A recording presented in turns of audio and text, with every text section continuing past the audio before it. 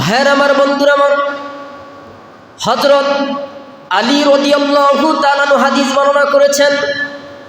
নবী করিম সাল্লাল্লাহু আলাইহি ওয়াসাল্লাম বলেছেন, যে ব্যক্তি হজ বাইতুল্লাহ শরীফ পৌঁছার, বাইতুল্লাহ শরীফ যাওয়ার মতো ধন সম্পত্তি এবং শরীর মালিক হইয়া হজ করল না, আল্লাহ রাসূল তাদের জন্য খুবই খারাপ সংবাদ দিয়েছেন, খুবই খারাপ সংবাদ দিয়েছেন।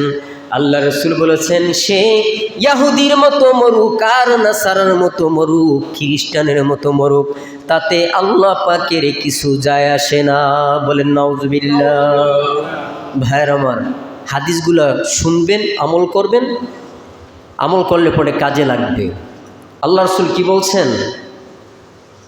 বাইতুল্লাহ পর্যন্ত পৌঁছার যার শক্তি সামর্থ্য আছে, সওয়ারির মালিক হইয়া সে হজ করল না, রাসূল কঠিনভাবে হুঁশিয়ারি করে দিলেন, ও আমার উম্মতেরা শুনো, যাদের সম্পত্তি আছে বাইতুল্লাহ শরীফ পর্যন্ত যাওয়ার আল্লাহ তাআলা দিয়েছেন অর্থ সম্পদ, সওয়ারির মালিক হইলা তোমরা যদি হজ না করে মারা যাও, তোমাদের জন্য খারাপ সংবাদ।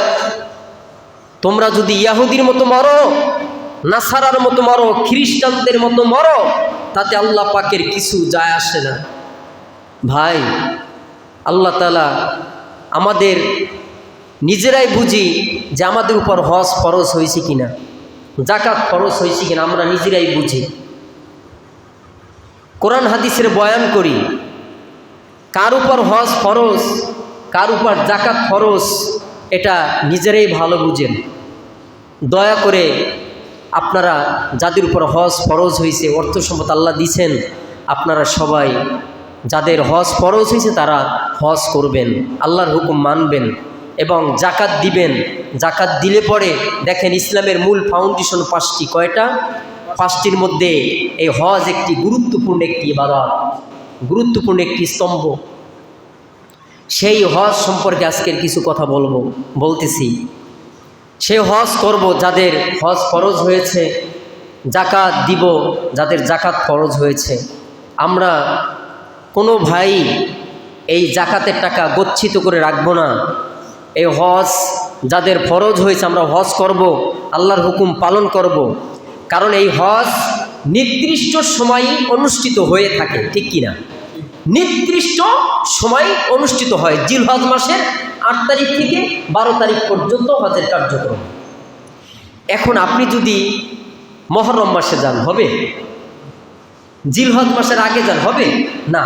আল্লাহ তাআলা নির্দিষ্ট সময় এই হজের একটা কার্যক্রম দিয়েছেন।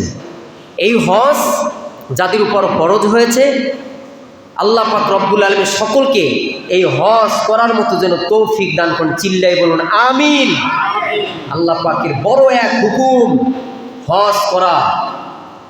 হজের অনেক আলোচনা আছে ইনশাআল্লাহ। সম্মানিত ভাইয়েরা, হযরত আব্দুল্লাহ ইবনে ওমর রাদিয়াল্লাহু তাআলা আনহু হাদিস বর্ণনা করেছেন। নবী করিম সাল্লাল্লাহু আলাইহি ওয়াসাল্লাম বলেন, যে ব্যক্তি হজ করল এবং আমার কবর জিয়ারত করল, আল্লাহ রাসূল বললেন, ওই ব্যক্তি সেই ব্যক্তির ন্যায় যিনি আমার জীবদ্দশায় আমার সাথে মোলাকাত করলো। চিল্লায়ে বলুন সুবহানাল্লাহ। আল্লাহ রাসূল বললেন, যে ব্যক্তি হজ করলো এবং আমার কবর জিয়ারত করলো, সে ওই ব্যক্তির ন্যায় যিনি আমার সাথে আমার জীবদ্দশায় আমার সাথে মোলাকাত করলো। সুবহানাল্লাহ। আল্লাহ রাসূল নেই, কিন্তু আল্লাহ রাসূলের পরে যারা হজ করবে তারা যেন রাসূল জীবিত অবস্থায় তার সাথে মোলাকাত করলো। সুবহানাল্লাহ। আল্লাহ রাসূল ঘোষণা করে দিলেন। এই জন্য এই জীবদ্দশায় আল্লাহ রাসূলের সাথে মোলাকাত করবে। আর আল্লাহ রাসূল যখন ছিল তখন যারা হজ করেছে তাদের নসিব কত ভালো ছিল। আর আল্লাহ রাসূল ওই নসিবের কথাই এখনো বলেছেন, জীবদ্দশায় যেভাবে মোলাকাত করছে, যে সওয়াব পাবে সেই সওয়াব এখন গেলেও পাবে। মন কাঁদে একবার যেতে সোনার মদিনায়, প্রাণ কাঁদে একবার যেতে সোনার মদিনায়। আমি কি করে যাই, কিভাবে যাই, যাওয়ার সম্বল নাই। মন কাঁদে একবার যেতে সোনার মদিনায়, প্রাণ কাঁদে একবার যেতে সোনার মদিনায়। কতজন যায় দলে দলে, কতজন যায় বারে বার, হতভাগারে কপালে জুটিল না একটিবার।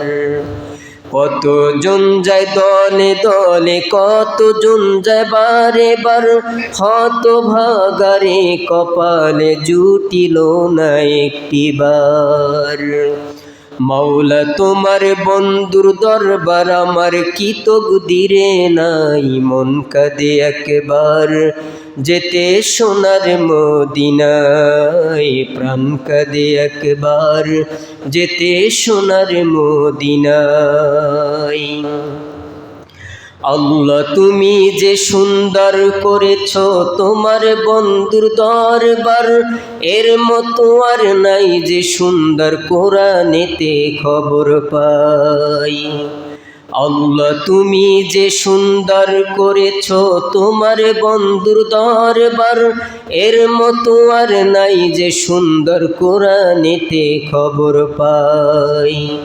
সেদিন থেকে অধমের অন্তর ঘরেতে আর বসে নাই। মন কাঁদে একবার যেতে সোনার মদিনায়, প্রাণ কাঁদে একবার যেতে সোনার মদিনায়।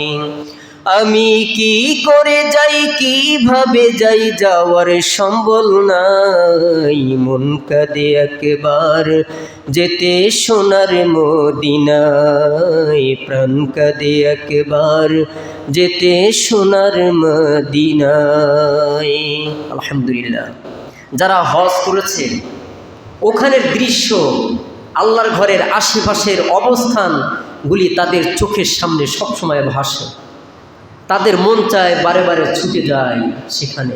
আমরা অধম যেতে পারি নাই, কিন্তু আমাদের মনে আফসোস। কতজন বারবার যায়, উমরা করতে যায়, হজ করতে যায়, ঠিক কিনা? আল্লাহ তাআলা আমাদের সকলকে যাওয়ার মতো যেন তৌফিক দান করেন। চিল্লাইবেন আমিন।